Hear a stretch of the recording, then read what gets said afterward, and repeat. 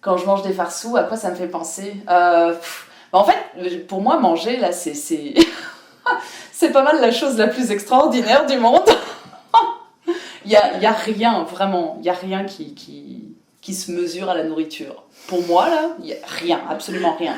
Donc, à partir de là, c'est sûr que si tu combines ça à mes souvenirs d'enfance, c'est juste une bulle d'extase, là. Mais décris-moi un peu, c'est quoi un farceau? Un farceau, c'est une galette végétale, en fait, principalement végétale, qui est frite, tout simplement. Donc c'est comme une espèce de farce, on va dire entre la consistance d'une pâte à beignet, peut-être un petit peu plus épais. Je dirais que c'est le plat qu'on ne peut pas ne pas manger quand on part en Aveyron. On ne peut pas prétendre être passé en Aveyron et avoir goûté les plats aveyronnais sans avoir mangé de farceau. Et en même temps, c'est pas... Il n'y a aucune recette unique, c'est une recette... à la base, c'est un plat de pauvre. Fait que chaque famille a sa propre recette parce qu'elle faisait en fonction de ce qui était à disposition dans son jardin ou chez les voisins ou ce genre de choses. Donc... Ça va faire Naya, un plan sur Maya. Naya.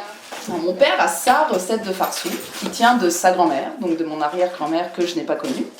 Et ma mère a sa propre recette de farceau aussi, qu'elle tient également de sa grand-mère, mon arrière-grand-mère, que je n'ai pas connue, où mon père met de la viande dans ses farceaux, du lard gras plus exactement. Et ma mère, elle, ses grands-parents sont plutôt issus de la vallée. Et dans les vallées, pour le coup, il n'y avait pas d'élevage. Il fallait vraiment monter sur les plateaux pour pouvoir accéder à la viande. Donc, mon arrière-grand-mère ne mettait pas de viande. Et alors là, c'est la chicane.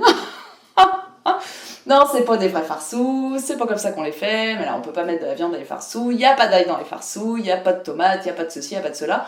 Et tout le monde se contredit, personne n'est jamais d'accord, et en fait, ça c'est la grande histoire des farceaux de mon enfance. Je me suis élaboré ma propre recette de farceaux à force d'entendre les chicanes de tout le monde. J'ai pris un peu de l'un, j'ai pris un peu de l'autre, j'ai marié les deux, et c'est finalement devenu une troisième recette de farceaux, donc une recette supplémentaire en Aveyron. Autant de familles que de recettes, et peut-être même autant d'individus que de recettes. Alors, dans ma recette, désolé papa, je mets des choses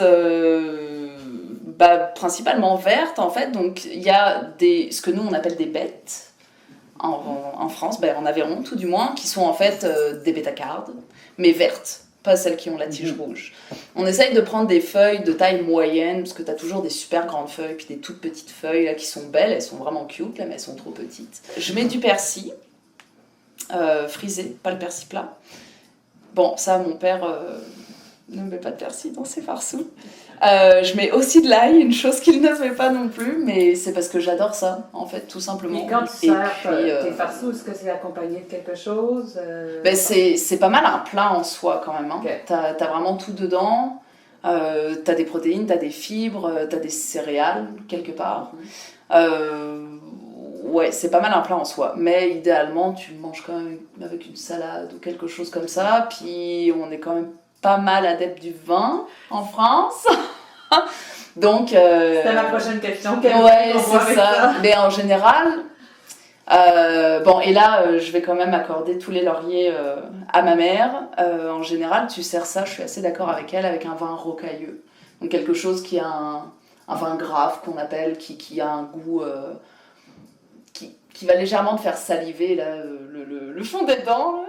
Mais c'est ça, c'est un vin rocailleux.